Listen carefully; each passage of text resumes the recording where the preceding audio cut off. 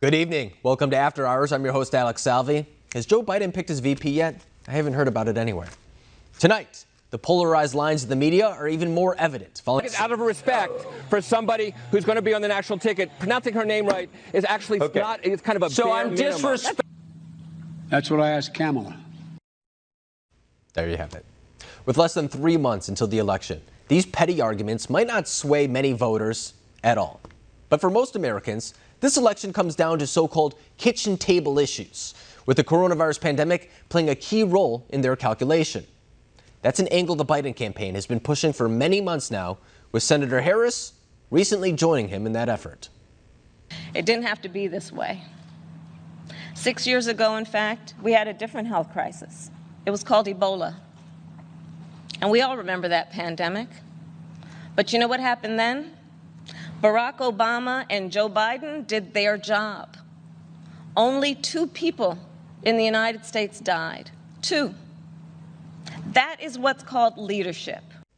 Critics are pointing out that it's unfair to compare the coronavirus with Ebola, since they're so different from one another. One can spread easily and undetected like the flu, while the other needs direct contact with infected bodily fluids, making containment efforts much easier. But while the world continues to grapple with the fallout of the coronavirus pandemic, a new factor is being added to the mix: children.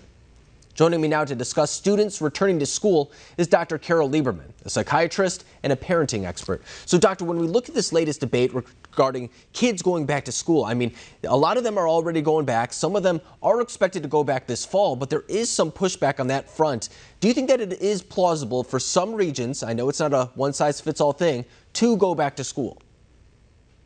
I think it's very important that everybody makes an effort to have kids go back to school. You know, this isn't, they transmit it at a much lower rate. And in fact, they get flu a lot more easily and die from flu a lot more easily. And we don't close the schools when there's the flu season. And when we talk about this issue, too, I think that it's important to weigh what happens if we don't send kids back to school. I understand that there are public health elements to this. In fact, that's the primary argument that a lot of people are having in the media. But there's also what happens if you don't send, especially a younger kid, back to whether it's preschool or kindergarten, whatever it may be. Is there evidence to suggest that that really is a disservice to their development?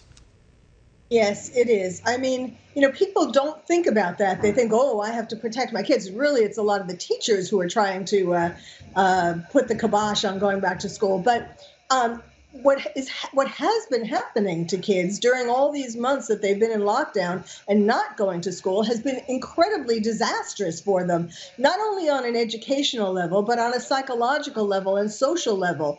Educationally, you know, I treat a lot of kids and families, so I have seen firsthand how kids are dropping out, so to speak. They've lost their enthusiasm for learning. They don't pay attention to the Zoom classes. They sleep through them. They watch television. They play violent video games. All of these things are bad. They go on social media where they get bullied or they get jealous over the lives that other kids seem to have, you know, talk about the great lives they have. All of these things during all of these months have been very, very deleterious. So it's not, you have to weigh the risks. And, you know, it's just so important for them. Educationally, besides socially, educationally, what has been happening because they've been dropping out is that now there is this hole in the foundation of their education. So kids have been promoted to the next grade without knowing half of the year, at least half, and they forgot what they learned in the first half. Yeah. And now we're going to build on that with this hole, this weakness in the foundation of their education. It's not going to go well for the rest of their education. And I think you bring up an interesting point, too, and it's the idea that the conversation isn't always full when we have it. So many times we talk about public health versus the education of a child, and that is very important. But you also touched on some other things there, and it's the idea that right now suicide rates are going up, overdose rates are going up. I mean, there's evidence to suggest that the opioid epidemic, which we were making progress on, is returning back to its original numbers because a lot of people aren't going back to work. They're stuck at home. They don't really have anything to look forward to at this point forward. So when we look at all of these things together, do you think that the conversations that we're having, I understand that they have to be public health oriented, but do you think that we're missing out a lot of the other conversations? Yes, just like from the beginning of this pandemic, where psychological factors haven't really been addressed, it's all about lockdown and so on, and not the psychological impact of lockdown. Same thing with education. We're not looking at what the psychological and as I was saying, educational impact is. So it's not just, it's not like there's no harm happening to kids who have been out of school and who will have more harm come to them if they continue to be out of school.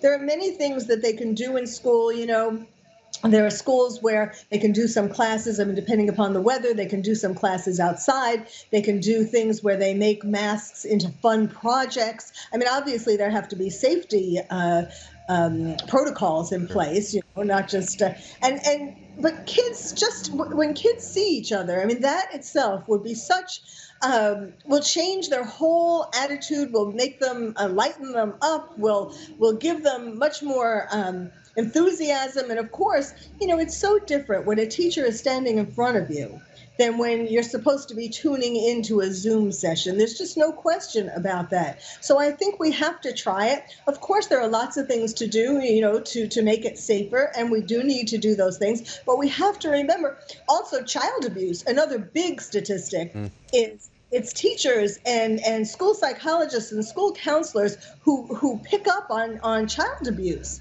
And there have been kids now in lockdown for all these months who have been being abused in secret, and we need to bring them out of the shadows and have them get help.